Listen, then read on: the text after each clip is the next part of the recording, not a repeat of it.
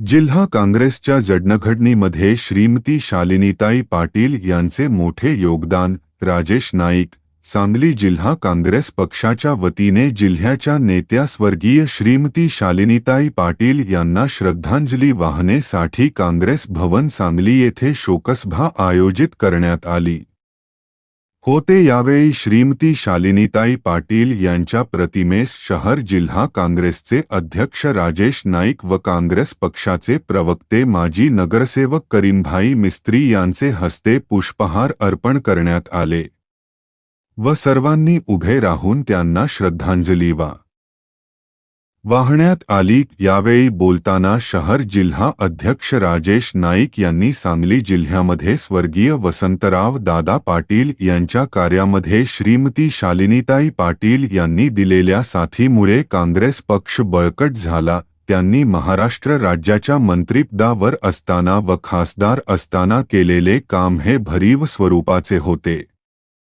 त्यांनी लक्ष्मी महिला सहकारी बँकेच्या माध्यमातून महिलांच्या उन्नतीसाठी केलेले काम उल्लेखनीय होते. यावेळी काँग्रेस पक्षाचे प्रवक्ते करीमभाई मिस्त्री यांनी बोलताना श्रीमती शालिनीताई पाटील यांनी काँग्रेस पक्षामध्ये केलेले काम अत्यंत उल्लेखनीय असून त्यांनी आपल्या संघटन कौशल्याचा उत्तम रीतीने वापर करून काँग्रेस पक्ष वाढीसाठी प्रयत्न केले होते.